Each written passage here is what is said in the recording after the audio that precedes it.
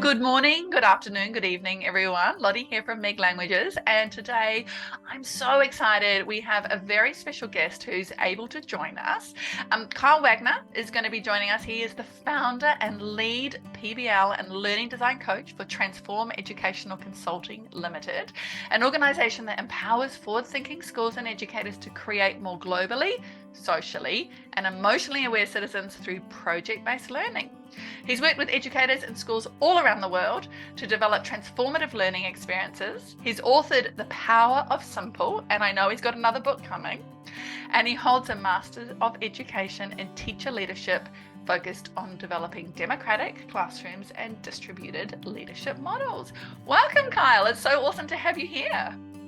Yeah, thanks so much for having me, Lottie. Kyle, before we get going with this conversation, I'd love to just, hear a little bit more about yourself and your work and your journey that kind of brought you to this point. Sure. Yeah. So I kind of stumbled into teaching back, when I was young in my peer mediation days. They had peer mediators who were supposed to help their peers through different problems or conflicts that they were having. I also remember playing teacher with my stuffed animals and, conducting a class with them. So even though I started with business and biochemistry, which, probably a lot of people would advise me against, I'm not the most logical person, especially with biochemistry. I, stumbled upon a history class because I had to take it as part of a liberal arts studies. And I found that teacher, the passion, the energy, I think the way that he asked us to look at history more thematically. It was kind of the first time I was exposed to really learning about something in a kind of a new way. And I envisioned myself being that particular teacher. And so, that's what's kind of got me into this whole journey of teaching. And then my whole journey in teaching was revolutionized by a fortuitous trip to High Tech High, which I'll probably be talking about a little bit later. And long story short, now it's sent me on this route to international schools, to start new programs, to write books, and to help others into these developing these kind of transformative learning experiences that we know have the greatest impact on learners. Awesome. And I know there's an amazing documentary about the work of High Tech High, so we'll pop that in the show notes for people to check out if they haven't seen it already. So I know that you work with something called the 12 Shifts for Learner-Centered Environments. Talk us through these. Yeah, so like I mentioned before, even my journey into teaching is a long journey. And my journey to this kind of 12 shifts framework is a bit of a long journey, but I'll kind of shorten it up. I think what we are trying to work towards as educators as much as possible is providing students, with the agency to take ownership of their own learning, to manage their own experiences, to ask their own questions, to come to their own conclusions, to find the necessary resources. And, as teachers, we've always got into this work, I think, to create those kind of environments, right? And to empower our young people and to really address, key challenges. But the problem for a lot of us is, how do we create that kind of environment? And, I think a lot of us as teachers might do some things to offer this to students and offer them some agency. We might set up some project-based experiences that are a bit deeper and run longer. We might create some choice opportunities for students in terms of, different lessons or activities that they are taking on. But a lot of times it's very kind of part and parcel. And the first time I got exposed to really learner-centered environment was when I visited High Tech High. And when I walked through those doors, it was part of this whole bonanza. I was looking for a new role as an educator, and they said, hey, come out to this bonanza day. We'll have you teach a lesson. We'll have you talk to our students. And when I walked through those doors, I remember that day, I thought I was going to be greeted by adults, but it's actually student ambassadors that came to me and say, hi, you must be Kyle? And I said, well, it's Mr. Kyle. I wasn't used to being called by my first name, which is one of the things they do there. And I'm like, but yeah, you can call me Kyle. And I was really taken aback because they showed me some of the hallways. They showed some of the work that they've engaged in, some of the projects. They introduced me then to, some of the office staff, which wasn't in this, typical kind of office space, behind these, glass doors that look quite intimidating. They're right out there in the hallway, and everyone's just kind of moving about very freely. And, I kind of thought of this is what like a really dynamic kind of co-working space might look like. And it was the first time I ever seen something like this. And that was kind of my first exposure to what an environment looked like when students really fully have this, agency. And, fast forward a little bit, I didn't get the job at High Tech High. I wasn't really ready for it. Obviously, I wasn't even ready for them to call me by my first name. So, next year I went back, I stuck with it. I said, I want to work at a place like that. And I started doing some more kind of projects with students, giving them some more freedom within my classes that I was teaching at the other school. And then the next year I tried out again, went through this Bonanza Day. Kids interviewed me. I had to design a project on the fly. I had to teach a lesson. And I feel like I was really ready for it then. And that was kind of my first exposure to learner-centered environments. And, this whole idea of 12 shifts is now kind of 6-8 years later, having been able to see those kind of environments, helping schools to create these kind of dynamic, very nimble, agile kind of environments where learners, take charge of their experiences. Just like life. Yeah, exactly. Exactly. Yeah. And it is. Yeah. It's just like life. Like, how can we create the kind of environments that are conducive for how we learn, in life? I love the story about High Tech High. Obviously, I've seen the documentary, and you've touched on so many ideas there already, which I know we're going to dig down into. I think the idea of power is a really big one that I'm sure you're going to touch on, just even with the way that we refer to people within schools. Here in Australia, I'm sure you know Peter Hutton, who's done amazing work at Templestowe College. I was lucky enough to travel to India with him on a leader's trip, so got to ask him lots of questions about the amazing work at Templestowe. But yeah, tell us about these 12 shifts.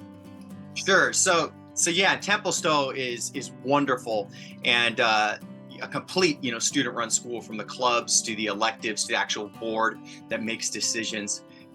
So yeah, it's wonderful work being done. And that's a caveat I want to give any of these listeners is you might watch Most Likely to Succeed or these other films and think like, High Tech High is the only, cool kid on the block, but really it's one of several learner-centered places. Mm-hmm. And so what I'm going to share with you, I'll share this visual, and something like this was very similar. I'm going to preface it because when the co-founder of High Tech High walked into my classroom, because I started out being pretty teacher-centered even when I got into this High Tech High environment. Yes, project-based experiences were the way in which we were delivering learning. Yes, we had to collaborate with another partner teacher. Yes, we had a smaller group of students. Yes, standards weren't the main driver for everything. It was more having these meaningful experiences. But with all that said, it's very hard for me to transition into this kind of environment where students have 100% agency. They don't teach you this kind of thing in teacher school. And so he handed me something. It wasn't like this. It was more like a Word document that just had arrows going from one side to another, and said, hey, when I walk into your classroom here, and it was 10 at the time, here are the 10 things, we're looking for, at High Tech High. And, the things that you see here, I've gone back and forth with him a lot in conversations over the past couple of years.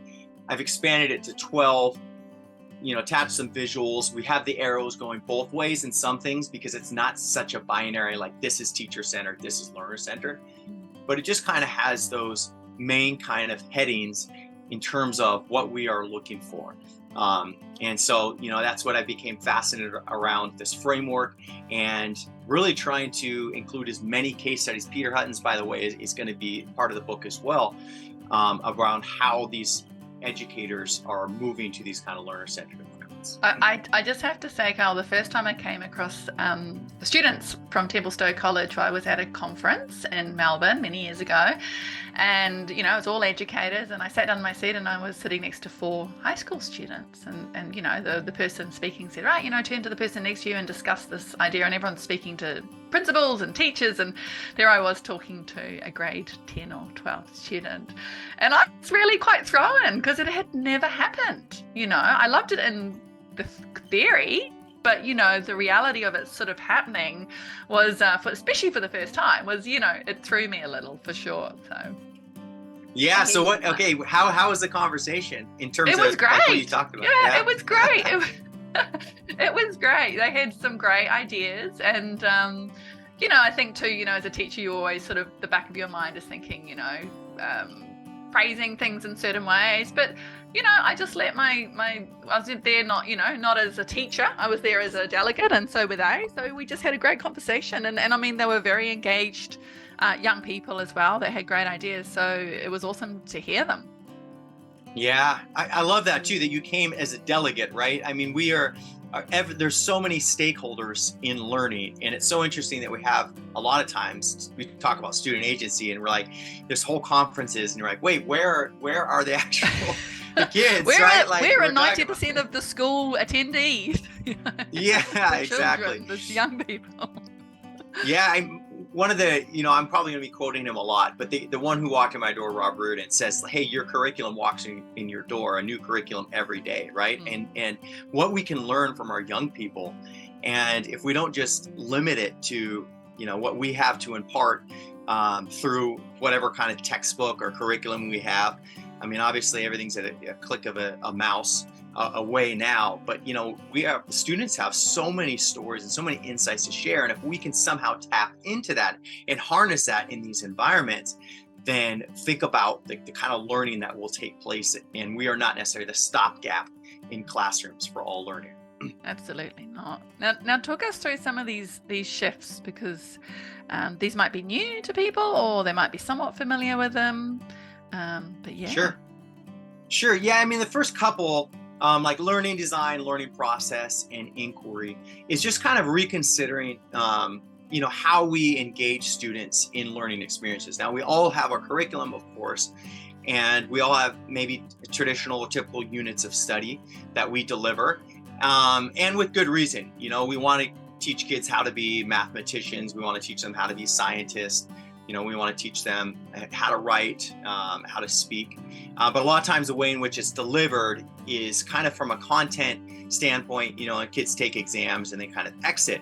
But what would happen, what if we led really with inquiry, and we changed everything to be a bit kind of like this dynamic process of learning, because that's typically, when we talk about life, that's how learning happens in life. Now, when I first started this, a lot of times it was like these cookie cutter projects, right? And projects are a great driver for this, but we can be just as prescriptive with these things as we are with our curriculum. So what does it really look like when we're including students in the design? So the first one, learning design, co-design. A good example, case in point, a teacher was working with her most hated standards, she calls them, which are my most beloved standards, which are interesting. It's around ancient civilizations. I was like, how could you hate those? But anyway, she didn't enjoy them. The kids didn't enjoy them, and maybe that was the ways they're delivering them. And she took them to the kids, students, and said, hey, we got to deliver these, learn about these kind of things within civilization. What's of interest to you around civilizations? What have you heard? And people, of course, have seen movies, they've seen films. Maybe there's a kid in the class who's a buff on the different Greek gods and goddesses or myths, and just kind of brought that to them and said, hey, we've got to do some learning around this. I'm kind of thinking somehow of us, recreating these kind of societies, or what can we learn from them? What do you think? And people just started asking questions and talking about what they wanted to investigate and research. And she took her most hated standards, kind of turned into a bigger question with co-design with the students. What can we learn from these past civilizations and advancements that would really benefit us today? And you fast forward through to the exhibition time, and you got students exhibiting everything from potentially how they used art, how they developed infrastructure, how they built these pyramids, into terms of their kind of technology. And every student is kind of taking up something that's of interest to them, and she's still hitting their standards, but it's kind of involving them in the process. And that was one of several examples, I think, of how we can really co-design and work with learners in terms of what curriculum we have to teach. A lot of times these topics or concepts can be the driver, and then just working with them to take them through the process from first inquiry to investigative process, what kind of products they're going to produce to demonstrate that learning, and then exhibiting that. So that's a little bit about co-design and inquiry. Yeah, absolutely. Carl, as you know, I also work with young people in different schools, and one of the things that I sort of hear consistently is that for some young people, they say, we have certain classes, and they might be around entrepreneurial schools or these things that technically interest us, but they aren't relevant necessarily to our lives. So we're not seeing that connection and that lesson to something that I care about, that I see around me. And so when I work with them, they get to choose the issue they want to design a solution to. And they say, hey, I get to design a solution to a real problem I've got friends experiencing at my school. This is real. And it drives so much motivation and interest that engagement changes, right? Yeah. And the school is their community that they care most about, right? And sometimes we'll bring in these like large global issues, which are certainly important, right? Like, global warming, is happening at such an accelerated rate. Our kids know about it, but then it's like, it's all doomsday, for them. And it's like, well, what can I do to make a, true impact in my local community? There was a teacher who took, like, if you look at this last shift, school-based project delivery to community connected. And it was looking at this whole idea of carbon footprint, but also looking at what effects green spaces have on our well-being. And kids, they're year one learners, they're surveying the school. They're looking at, hey, where can we greenify certain areas? They picked a particular area. They, constructed these beautiful gardens. They got feedback from a lot of the peers in terms of what they wanted. They pitched their ideas and then built these things. They have this little area where there's like these tires you can jump through, and it's like a little playground, but yet at the same time, it's in this green space. The kids take care of the plants that they've put there. They have even this miniature greenhouse that's been built out of plastic bottles. But these are 6-year-olds, and the lengths that they're able to go through, and they want to go through because it's impacting them. So yeah, I think that's another big thing to hit on is who are kids designing for? Why are they learning this? Who's going to be impacted by it? Yeah, and that idea of the space that they're in. Like, I know one of the schools last year, they wanted to do the same thing. There was green space, but it was all concrete, and they were like, we can't use this space, so they had to work out how to change the space with quite limited functions and features. They ended up getting raised garden beds and things, and they greenified a space that they thought was going to be hard to do. So that really great problem solving skills as well coming in. Yeah, and those, like you just mentioned too, with this concrete structure, these are the parameters that actually are quite beneficial for students, right? If you have this big open space for like, okay, let's lower the world's carbon footprint, it's too large. That parameter you just mentioned about like, hey, we got these concrete spaces, we have a limited budget, we have to design these particular solutions, we have to pitch it to the admin stakeholders, and let's just say, probably not the case there, but let's just say that the admin has specific requirements for what they're looking for, and in terms of the health and well-being of students. Well, these are the kind of parameters that students are going to quite benefit from and probably produce very creative, innovative results. This is what I always say when organizing these kind of project-based experiences with learners, is sometimes we'll shy away from those parameters and say, oh, we've limited kids' creativity too much. And it's like, actually, no, this is what's going to be most beneficial for them, actually. And you can hit a lot of those things you have to hit on your curriculum as well. Now, I can see project assessment here, and I know that assessment is not everybody's favorite word, but I guess some educators are going to say, well, that's all well and good, but the school asks about assessment. What am I going to be doing here? Oh, yeah, that's a good one. Well, I always like to start out with like the real world, right? We started with life. What's learning look like in real life? Well, what does assessment look like in real life? And I was just chatting with my brother, who's working in this very, very iterative, fast-moving software company that's deploying all these systems in the cloud that like can basically support these airlines for like traffic control, and can also support them, in kind of this real-time data. But he's constantly having to iterate, and his feedback he's constantly getting is, from the actual airline company. It's a client of his, so this is how assessment kind of works in the real world. I love these shows on Netflix as well. If you ever watch, I don't know if you've seen Pressure Cooker, but in Pressure Cooker, they've got to cook this meal, and there's like this team that's working on it. They're getting evaluated by the people they're cooking the meal for, but then there's like this professional evaluation by chefs as well. So I start with that by saying, okay, now let's look at school setting. Well, what might that look like in terms of assessment? So I say the first form of assessment should really be feedback, continual feedback on student work. It's very much narrative. And it's not just, as you see here, it's not just monitored by the teacher, it's students, it's peers, it's expert critique. So, one of my heroes, Ron Berger, talks about this, ethic of excellence and craftsmanship, and the fact that students should be going through multiple drafts if they're producing something. So as you mentioned, if it's concrete spaces and turning them into green spaces, they should go through all these feedback cycles from the people, the peers, the actual potentially, experts who understand a little bit about these kind of growing patterns and systems. Also admin too, in terms of what they'll approve or what other classes will approve. So I say project assessment should work with this constant kind of feedback cycle.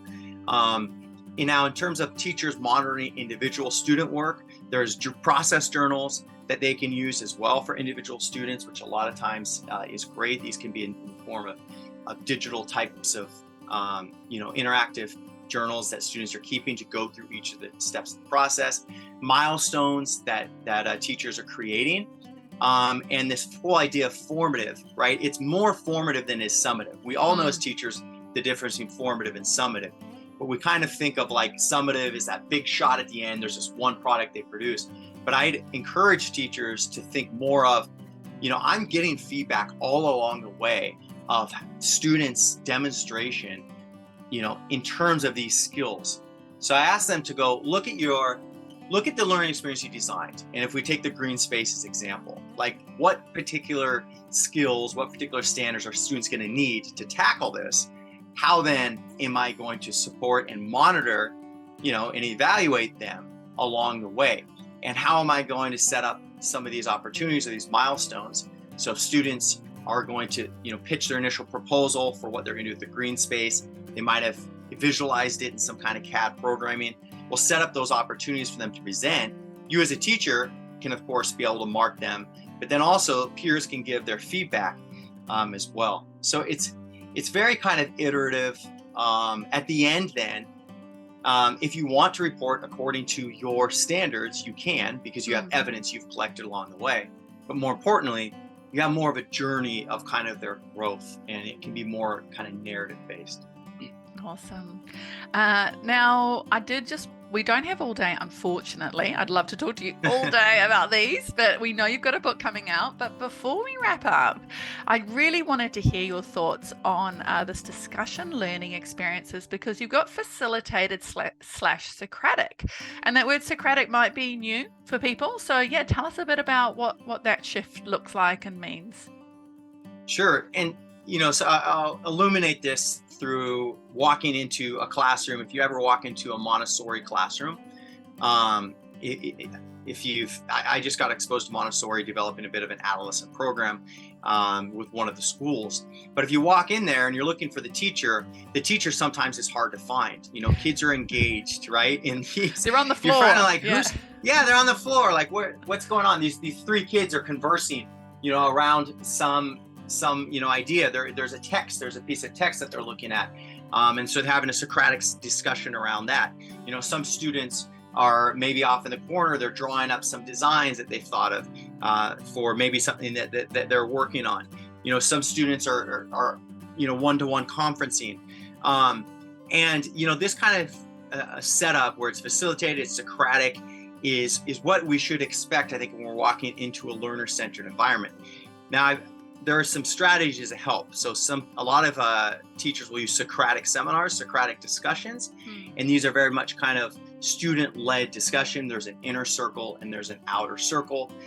If students are not undergoing, let's say, 6 or 7 different types of projects or learning experiences at the same time, you have one kind of set one. You can bring an article, bring a video, have a student maybe bring an article or video that they found in relationship to whatever you're learning, have students look at it ahead of time, and then conduct a bit of a discussion around it where they're generating questions, insights, and they're pretty much leading that discussion in that inner circle. There's an outer circle that's observing and giving feedback on whoever they're observing as to how they participated in that discussion. The teacher then, of course, is setting up these routines. So I think, when it comes to facilitated Socratic, there's teacher-led, which is constantly the teachers in the front leading this discussion. And then there's student-led, and there's protocols, there's routines, there's kind of frameworks. It does take students a while to become familiarized with these, but once we kind of expose students a little bit more to some of these, kind of protocols, kind of discussion frameworks, ways of chatting with each other, then, we can watch the magic happen in terms of learners taking control of their environment. Amazing. Well, if I'm looking at this and I'm, a new teacher, or, been teaching for a while, or been teaching for a really long while, and some of this is new, this might seem a little overwhelming. There's lots of shifts here.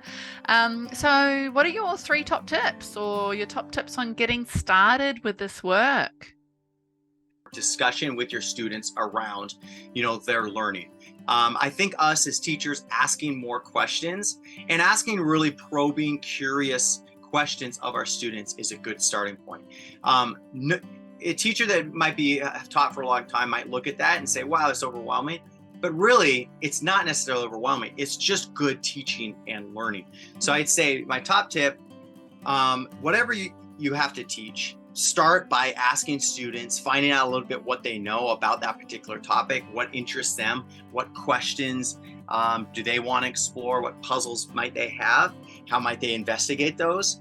I think then the second tip is to, kind of look at the whole learning experience in general and think, how can I make this a little bit more dynamic? How can I make this a little bit more meaningful, where students are doing something that is going to add value?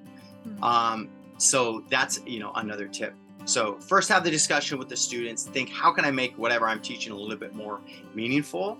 And then how am I going to, check progress along the way with my students, and ensure that, there's many kind of milestones that are set up to support students in that learning process. Yeah, and check in with your students, right? Like, just have those avenues for safe spaces, for conversations. I know that Dr. Keith Haggett is an amazing civics and citizenship educator who's written a few books. And at the beginning of the program that I run, he sometimes comes along and we ask young people, we say, what are the barriers to you being more engaged in your own education? And it's like no one's asked them, and not because educators don't want to. I think sometimes educators are so overwhelmed with everything that's going on in schools and all the demands, that sometimes finding that time and that space to just sit down with your class and have that conversation feels like an extra, but really it's what education is about. Yeah, and if I could just add one more kind of caveat with that, because you mentioned it could feel overwhelming. And I think once the school year starts, I think most teachers can attest to how stressful it can be, right? Especially if you don't really have a focus or something that you're really, a question you're trying to explore yourself. And so, whether that is civics education, how can I help my students be more civically active, civically minded or involved? That might be your question you're exploring throughout the year. And similarly with these 12 shifts, when I work with educators across school, I ask them to pick 2 max, right? And they are picking 2 focal areas. I just worked with an organization, and some picked inquiry, and they set up more inquiry processes. And they said that the transformation that they saw in their classroom as a result was incredible. Students are asking far more questions than they were. I'm becoming more open to that. And so I would encourage anyone to pick, a particular goal, have a question that kind of guides it, because research shows that actually we're going to be far more likely to reach our goals if we form them in a question, So it is more, opens us up more to curiosity and wonder. So, write a couple goals, formulate those into a question, and then just kind of along the year, continue to kind of work towards those, collect evidence of it, And then, have a conversation with someone at your school, another teacher, a leader. Say, hey, here's what I'm working on. Here's where you can support me. So, instructional coaches help support teachers in doing that kind of work. But yeah, really start small and really pick a focal area, and you're not going to become as overwhelmed. And I can see how this would really drive professional learning too, right? Once you choose those 2 areas or whatever you choose to focus on, that would open up, so many avenues for your own professional learning. Yeah, and you become like your students, right? What do I want to do? What do I want to accomplish? Yeah. And how can I be supported in getting there? What kind of resources are going to help me? And then, those instructional coaches, those leaders are acting as a mentor in the same way that we are trying to act as mentors for our students. So, if anyone's interested, there is a free scorecard to at least kind of start this and identify some areas for growth. Awesome. Well, we look forward to the book coming out later in the year. We'll put, we'll share it on the Meg socials for sure. And we'll put everything you've mentioned in the show notes, including Pressure Cooker on Netflix. I'll make sure that as well. Yeah, it's pretty stressful though. So if teachers are already stressed, I don't recommend watching this show. Okay, amping up for Monday morning. Kyle, thank you so much for your time and sharing all your wonderful insights. And we look forward to chatting to you again soon. Yeah, thanks so much for having me, Lottie. Ka kite ano. Take care.